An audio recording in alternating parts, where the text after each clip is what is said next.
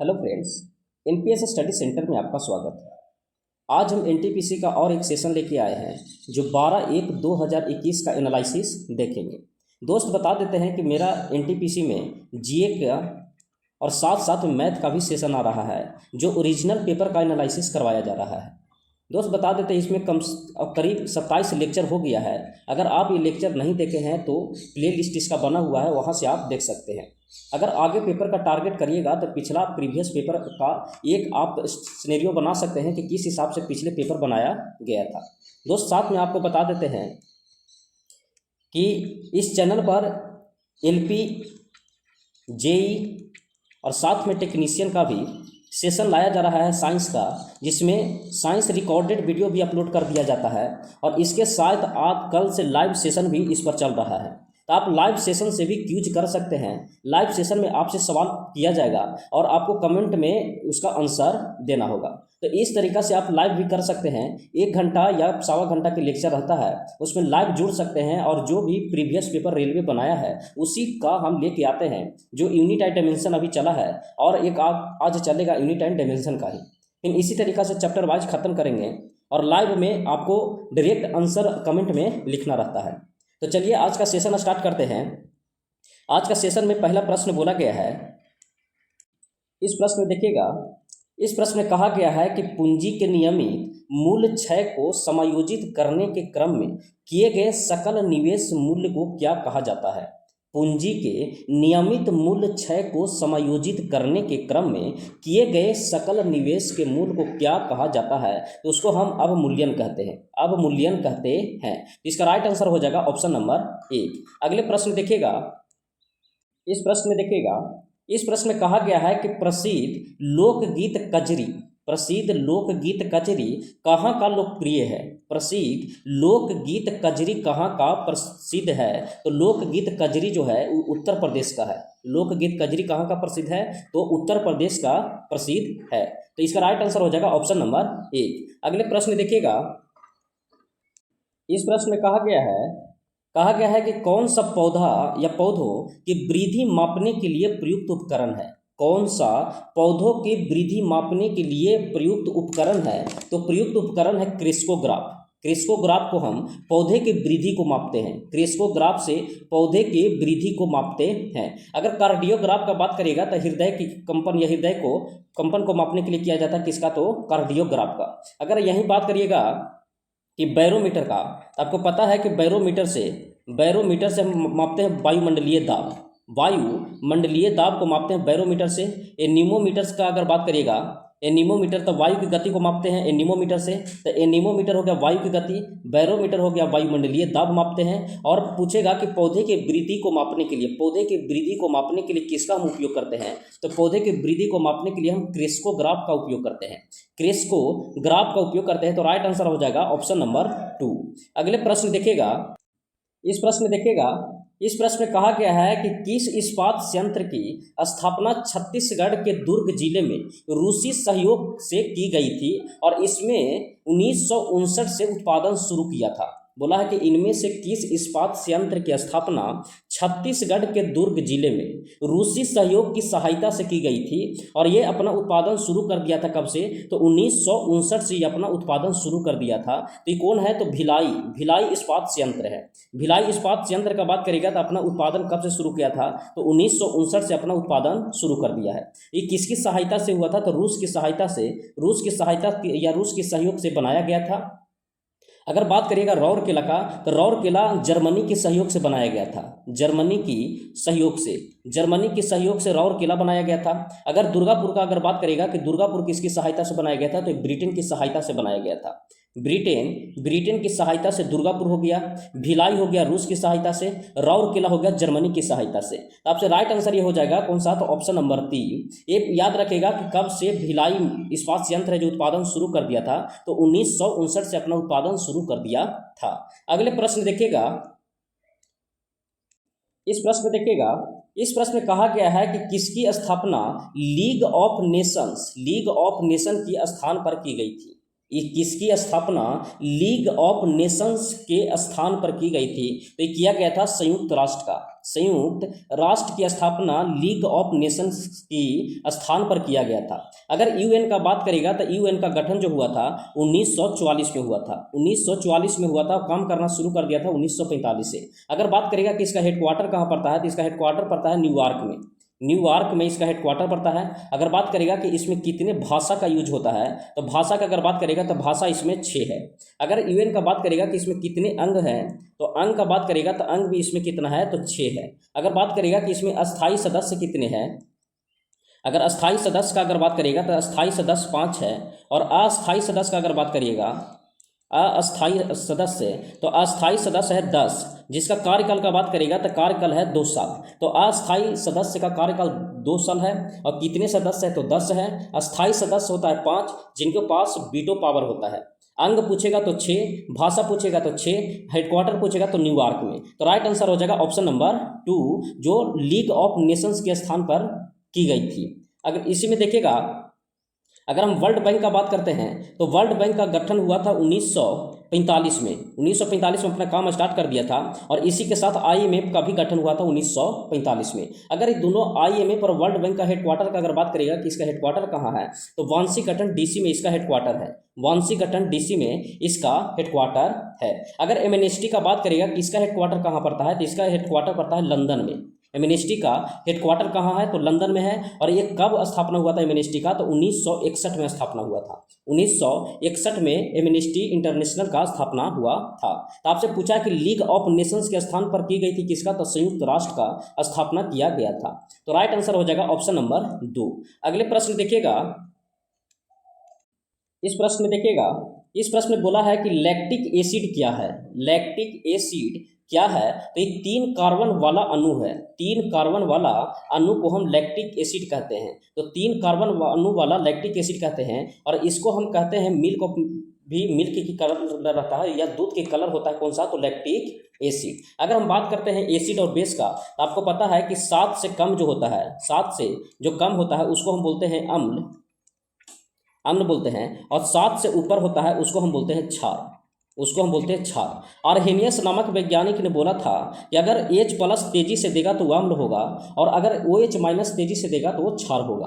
तो आर्हेनियस ने कहा था H+ तेजी से देगा तो अम्ल होगा, और OH- तेजी से देगा वो क्षार होगा। तो याद रखिएगा, अम्ल और क्षार, अम्ल और क्षार के बारे में आर्हेनियस ने एक स्टेटमेंट अपना दिया था कि H+ तेजी से जो देगा, H+ तेजी से देगा वो अम्ल कहलाता है, अम्ल कहलाता है, और OH- तेजी से देखता है वो क्षार कहलाता है, वो क्षार कहलाता है।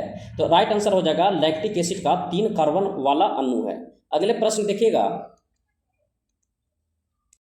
इस प्रश्न में देखिएगा, इस प्रश्न में कहा गया है कि किसे मिल्क ऑफ इंडिया कहा जाता है, किसे मिल्क मैन ऑफ इंडिया कहा जाता है। तो मिल्क मैन ऑफ इंडिया कहा जाता है वर्गीज कुरियन को, वर्गीज कुरियन को मिल्क मैन ऑफ इंडिया कहा जाता है। तो राइट आंसर हो जाएगा ऑप्शन नंबर 1। अगले प्रश्न देखिएगा, इस प्रश्न में देखिएगा, इस प्रश्न में कहा गया है, बोला गया है कि किस चिकित्सक ने भारत सरकार 1794 से 1815 तक बंगाल मेडिकल सर्विस में कार्य किया और भारत के कई विविध क्षेत्रों में महत्वपूर्ण सर्वेक्षण एवं खोज किया।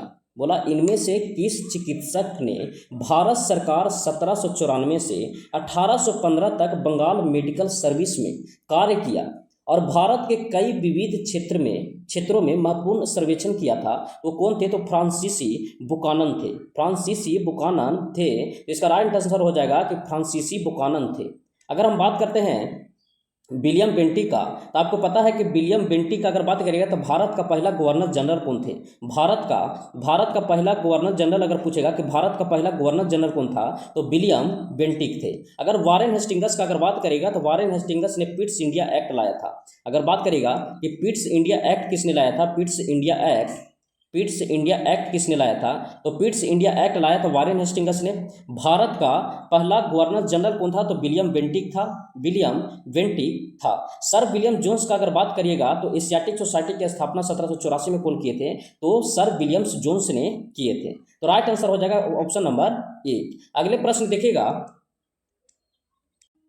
इस प्रश्न में है, कहा गया है कि 1948 में वैश्विक व्यापार को विनियमित करने के लिए गैट की स्थापना की गई थी। तो गैट का पूर्ण रूप क्या होता है? 1948 में वैश्विक व्यापार को विनियमित करने के लिए गैट की स्थापना की गई थी। तो गैट का पूर्ण रूप क्या होता है? तो गैट का पूर्ण रूप होता है general agreement on tariffs and trade. General agreement on tariffs and trade होता है। तो ये राइट आंसर हो जाएगा option number 3, general agreement on tariffs and trade. अगले प्रश्न देखिएगा, अगर अगले प्रश्न का बात करते हैं, इस प्रश्न में देखिएगा, इस प्रश्न में कहा गया है कि wealth of Nations, wealth of Nations नामक पुस्तक के लेखक कौन है?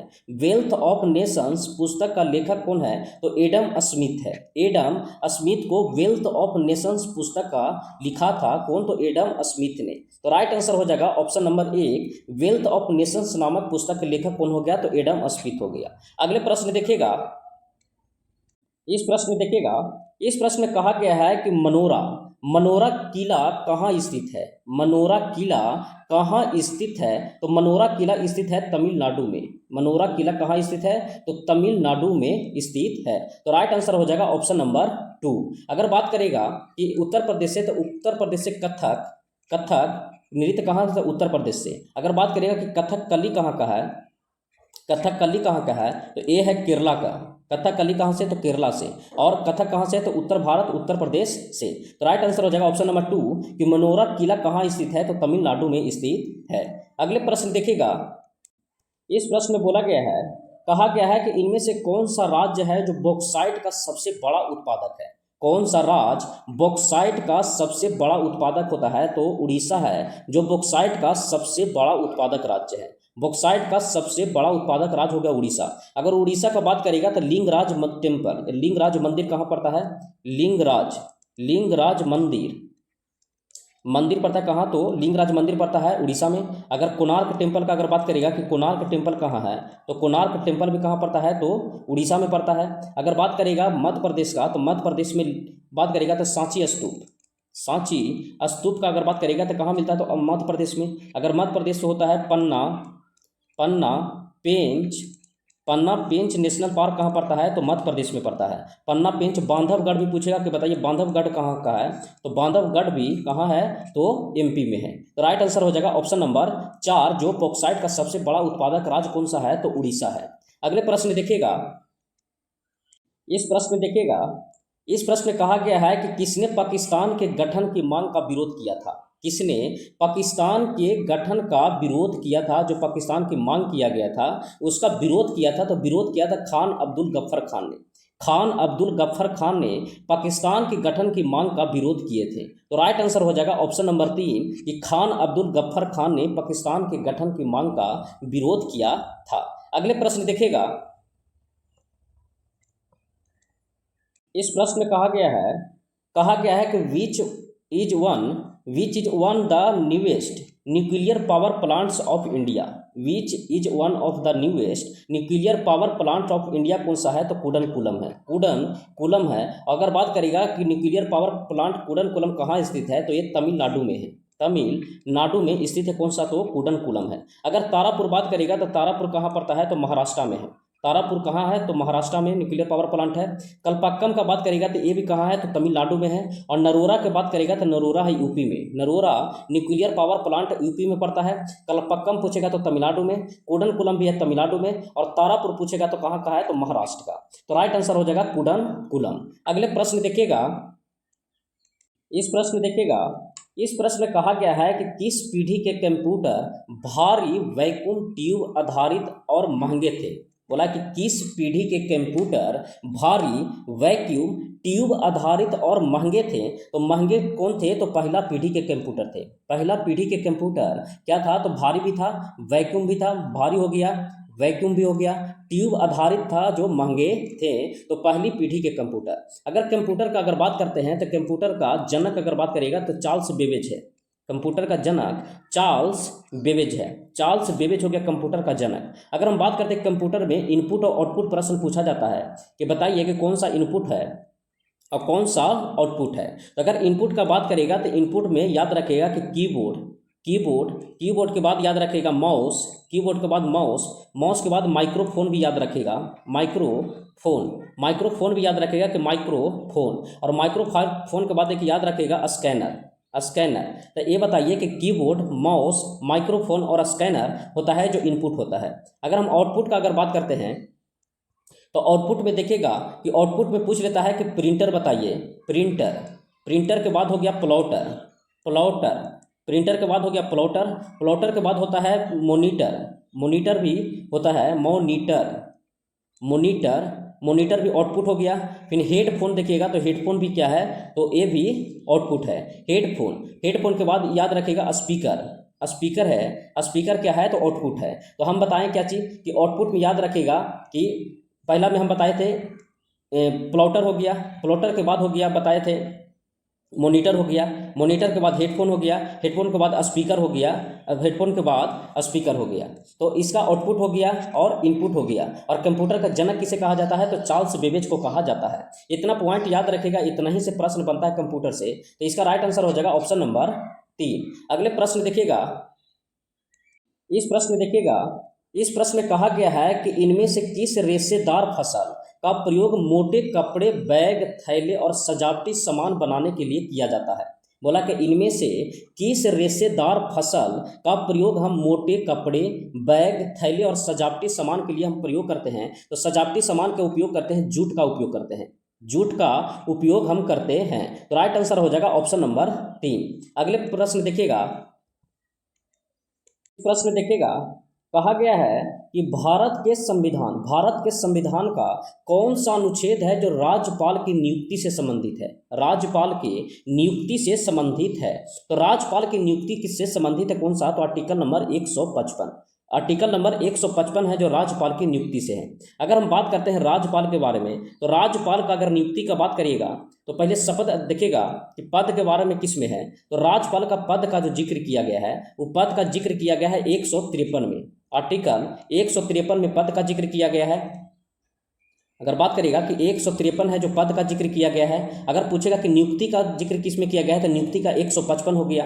फिर अगर बात करेगा कि कार्यकाल का, अगर हम बात करते हैं कि कार्यकाल का जिक्र किस में है, तो 156 में है। अगर शपथ का बात करेगा कि शपथ का जिक्र किस में है, तो शपथ का जिक्र है 159 में। ये 3 याद रखेगा। आपको नियुक्ति का दिया गया है कि 155 में राज्यपाल की नियुक्ति है। अगर पद का बात करेगा तो 153 में पद का बारे में है, कार्यकाल 156 में है, और शपथ कितना में है, तो 159 में है। तो 4 पॉइंट यहाँ से याद रखेगा राज्यपाल का।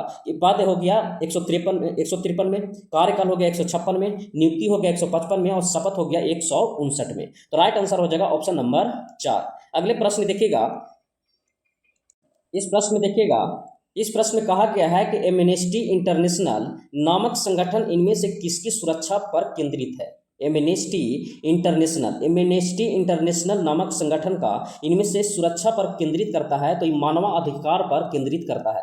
मानवाधिकार पर केंद्रित कौन करता है, तो एमनेस्टी इंटरनेशनल। अगर बात करेगा कि इसका हेडक्वार्टर कहाँ है, तो हेडक्वार्टर है इसका लंदन में। हेडक्वार्टर का अगर बात करेगा तो हेडक्वार्टर हो गया लंदन में। अगर बात करेगा कि गठन कब हुआ था, तो गठन हुआ था 1961 में, गठन हुआ था 1961 में। हेडक्वार्टर का बात करेगा तो हेडक्वार्टर लंदन में। और ये बताइए कि इसमें किसकी सुरक्षा के लिए काम करता है, तो मानवाधिकार की सुरक्षा पर केंद्र करता है।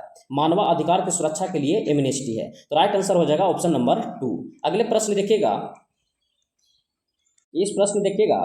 इस प्रश्न में कहा गया है कि अरुंधति रॉय को किस पुस्तक के लिए बुकर पुरस्कार से सम्मानित किया गया था। अरुंधति रॉय को किस पुस्तक के लिए बुकर पुरस्कार से सम्मानित किया गया था, तो बुकर पुरस्कार के लिए मिला था the God of small things. The God of small things के लिए इनको बुकर पुरस्कार से सम्मानित किया गया था अरुंधति रॉय को। तो अरुंधति रॉय को किस पुस्तक के लिए सम्मानित किया गया था बुकर पुरस्कार से, तो the God of small things. Right answer हो जाएगा ऑप्शन नंबर 4। अगले प्रश्न देखिएगा, इस प्रश्न में कहा गया है, बोला गया है कि सौभाग्य योजना केंद्र सरकार के किस मंत्रालय के नियंत्रण के अधीन है। सौभाग्य योजना केंद्र सरकार के किस मंत्रालय के नियंत्रण के अधीन है, तो ये विद्युत मंत्रालय के अधीन है। विद्युत मंत्रालय के अधीन कौन सा है, तो सौभाग्य योजना विद्युत मंत्रालय के अधीन है। तो राइट आंसर हो जाएगा ऑप्शन नंबर 3। अगले प्रश्न देखिएगा, इस प्रश्न में देखिएगा, इस प्रश्न में कहा गया है कि 1793 में अस्थाई बंदोबस्त लागू होने के समय बंगाल का गवर्नर जनरल कौन था? 1793 में अस्थाई बंदोबस्त लागू होने के समय, अगर बात करेगा कि अस्थाई बंदोबस्त लागू होने के समय बंगाल का गवर्नर जनरल कौन था, तो चार्ल्स कॉर्नवालिस थे। चार्ल्स कॉर्नवालिस थे। और चार्ल्स कॉर्नवालिस का अगर कार्यकाल का बात करेगा तो 1786 से 93, 1786 से कार्यकाल था 93 में, और 93 में ही अस्थाई बंदोबस्त लागू किए थे। अगर चार्ल्स कॉर्नवालिस का अगर बात करेगा तो नागरिक सेवा का जनक भी कहा जाता है। नागरिक सेवा का जनक, नागरिक सेवा का जनक भी किनको कहा जाता है, तो कॉर्नवालिस को कहा जाता है। तो 2 पॉइंट याद रखेगा कॉर्नवालिस से, क्या स्थायी बंदोबस्त का गठन किया था कौन, तो कॉर्नवालिस, और नागरिक सेवा का जनक किसे कहा जाता है, तो लॉर्ड कॉर्नवालिस को कहा जाता है। अगर यही बात करिएगा वारेन हेस्टिंगस के बारे में, तो आपको पता है कि वारेन हेस्टिंगस के बारे में हम बताए भी हैं कि वारेन हेस्टिंगस ने पिट्स इंडिया एक्ट लाया था। पिट्स इंडिया एक्ट किसने लाया था? अगर बात करिएगा कि पिट्स इंडिया एक्ट के बारे में, तो पिट्स इंडिया एक्ट लाया था कौन सा, तो वारेन हेस्टिंगस ने। तो पिट्स इंडिया एक्ट लाया था वारेन हेस्टिंगस ने। कॉर्नवालिस को नागरिक सेवा का जनक कहा जाता है। अस्थाई बंदोबस्त कौन लाया था, तो कॉर्नवालिस लाया था। तो अस्थाई बंदोबस्त कॉर्नवालिस, तो राइट आंसर हो जाएगा ऑप्शन नंबर 3। अगले प्रश्न देखिएगा, इस प्रश्न में देखिएगा, इस प्रश्न में कहा गया है कि वेब एड्रेस में डोमेन इंडिकेटर, वेब एड्रेस में डोमेन इंडिकेटर कॉम का क्या अभिप्राय है, तो कॉम का कमर्शियल है। कॉम क्या होता है, तो कमर्शियल होता है।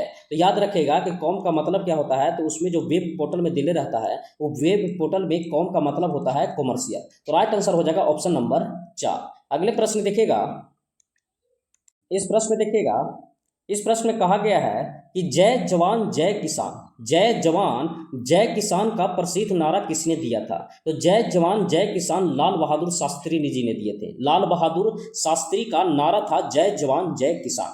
अगर बात करेगा सरदार वल्लभ भाई पटेल के बारे में, तो बारदोली सत्याग्रह कौन किए थे, बारदोली सत्याग्रह, बारदोली सत्याग्रह के वक्त कौन किए थे, तो सरदार वल्लभ भाई पटेल किए थे। 1931 का अगर बात करेगा तो 1931 में कराची अधिवेशन की अध्यक्षता किसने किए थे, कराची अधिवेशन की अध्यक्षता कौन किए थे, तो कराची अधिवेशन की अध्यक्षता सरदार वल्लभ भाई पटेल किए थे।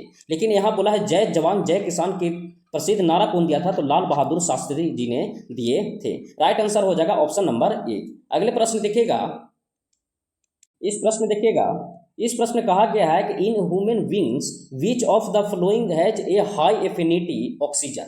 बोला है कि in human beings which of the flowing has a high affinity of oxygen, high affinity of oxygen, तो कौन होता है, हीमोग्लोबिन होता है। आपको हम समझा देते हैं कि अगर ऑक्सीजन का बात करेगा तो सारा गैस जो आके फेफड़ा में, अगर बात करेगा कि फेफड़ा में जमा होता है, फेफड़ा में कहाँ जमा होता है, तो एल्वियोली में जमा होता है। अगर हम बात करते हैं कि फेफड़ा में कहाँ जमा होता है, तो एल्वियोली में जमा होता है। और एल्वियोली में जब गैस जमा होता है तो वहाँ से ऑक्सीजन को लाने कौन जाता है, तो ब्लड लाने जाता है। ब्लड है जो वहाँ जाके शुद्ध होता है। तो जब ब्लड और ऑक्सीजन के संपर्क में आता है तो वही होता है कि ब्लड का शुद्धिकरण होता है। और ये बताइए कि ब्लड में होता है हीमोग्लोबिन, ब्लड में होता है हीमोग्लोबिन, और हीमोग्लोबिन ही एल्वियोली में ऑक्सीजन की पहचान करता है।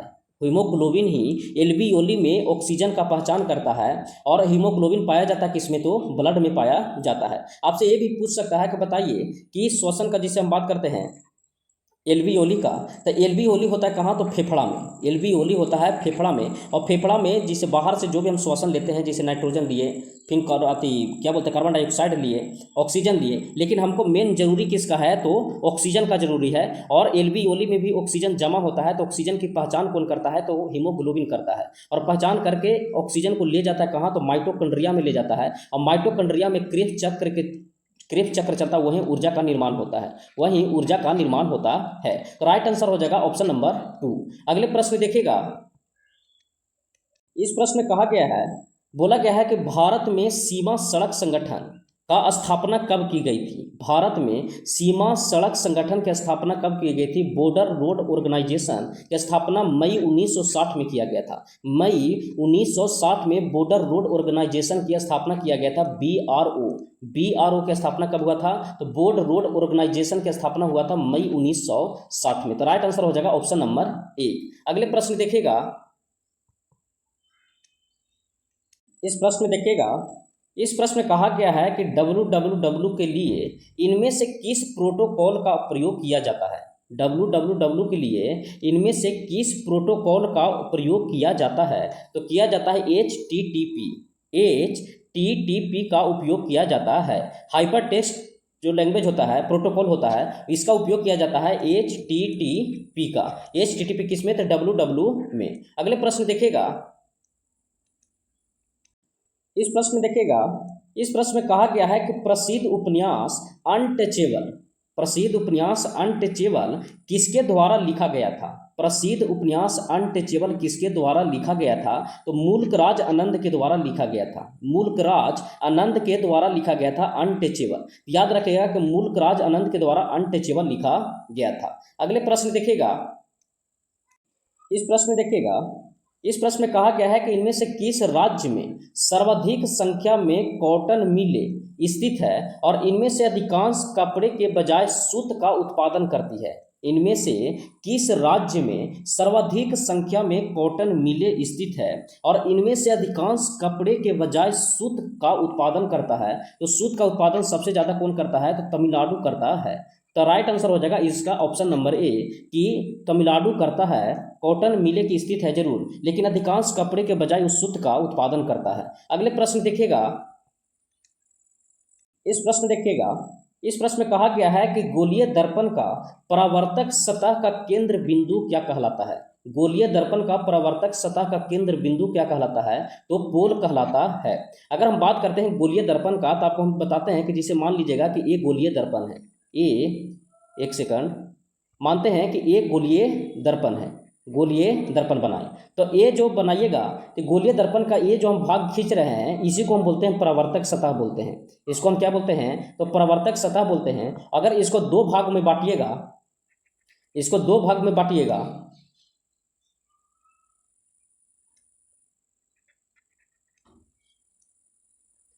इसको दो भाग में बांटिएगा, तो दो भाग में बढ़ता है तो दो दर्पण का यूज होता है, दो दर्पण का रूप लेता है। एक अवतल दर्पण का रूप लेता है, ये हो गया अवतल दर्पण, ये हो गया अवतल दर्पण, और ये लिया जो ई लिया उत्तल दर्पण। अगर हम बात करते हैं ये कौन सा दर्पण हुआ, तो ये उत्तल दर्पण हुआ। अगर बात करेगा कि ये कौन सा दर्पण हुआ, तो ये अवतल दर्पण हुआ। अवतल, अगर बात करेगा कि कौन सा दर्पण हुआ, तो अवतल दर्पण हुआ, अवतल दर्पण हुआ। तो ये बताइए कि परावर्तक सतह इसका धंसा हुआ है, और परावर्तक सतह के केंद्र बिंदु को ही हम क्या कहते हैं, तो पोल कहते हैं। परावर्तक सतह के केंद्र बिंदु को हम पोल कहते हैं। इसका परावर्तक सतह उठा हुआ, इसका केंद्र बिंदु को भी हम क्या कहते हैं, पोल कहते हैं। लेकिन आपसे प्रश्न में पूछा जा सकता है कि बताइए गोलीय दर्पण के केंद्र बिंदु को हम क्या कहते हैं। गोलीय दर्पण के केंद्र बिंदु को हम क्या कहते हैं, तो गोलीय दर्पण के केंद्र बिंदु को हम कहते हैं वक्रता केंद्र कहते हैं, वक्रता केंद्र कहते हैं। तो यहाँ ख्याल रखिएगा और बहुत ध्यान से पढ़ने की जरूरत है कि परावर्तक सतह का केंद्र बिंदु बोला है, तो परावर्तक सतह का केंद्र बिंदु बोलेगा तो पोल होगा। अगर गोलीय दर्पण का केंद्र बोलेगा तो उस केस में होगा कौन सा, तो वक्रता केंद्र। तो गोलीय दर्पण का केंद्र बोलेगा तो वक्रता केंद्र कहलाता है, और परावर्तक सतह के केंद्र बिंदु बोलेगा तो पोल कहलाता है। अगर बात करेगा कि उत्तल दर्पण में फोकस जो होता है वो पॉजिटिव होता है, और अवतल दर्पण का अगर बात करेगा कि फोकस क्या होता है, तो फोकस इसका नेगेटिव होता है। अगर उत्तल दर्पण का बात करेगा तो उत्तल दर्पण को हम अपसारी दर्पण कहते हैं, अपसारी दर्पण कहते हैं। उत्तल दर्पण को हम अपसारी दर्पण कहते हैं। अगर अवतल दर्पण का बात करेगा तो इसको हम अभिसारी दर्पण कहते हैं, अभिसारी दर्पण कहते हैं। तो इसको हम अभिसारी दर्पण भी कहते हैं, और उत्तल दर्पण को हम अपसारी दर्पण कहते हैं। तो राइट आंसर हो जाएगा ऑप्शन नंबर 2 पोल, 2 पोल। अगर मुख्य अक्ष का बात करिएगा तो यही आपको हम बता देते हैं। जैसे ये बताइए कि ये हम बनाए उत्तल दर्पण, उत्तल दर्पण हो गया, और एक जो लाइन खींचे हैं इसी को हम बोलते हैं मुख्य अक्ष या प्रधान अक्ष बोलते हैं। इसी को हम क्या कहते हैं, तो मुख्य अक्ष बोलते हैं या प्रधान अक्ष बोलते हैं। ये हो गया पोल।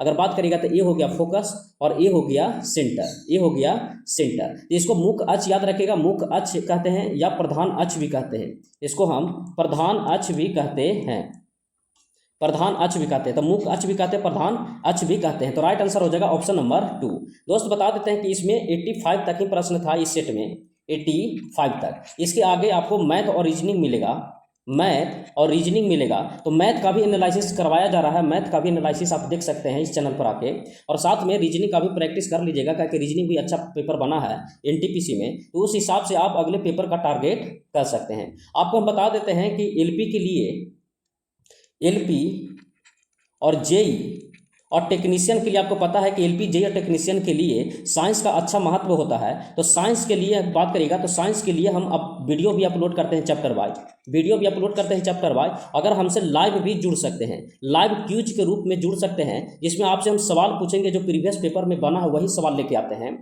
और आपको कमेंट में इसका आंसर देना होता है। तो इससे भी आप जुड़ सकते हैं। तो आज का सेशन यही रहेगा। जो अगर वीडियो आपको पसंद आया है तो लाइक, सब्सक्राइब और कमेंट में अपना राय जरूर दीजिएगा। ये सेशन को देखने के लिए धन्यवाद।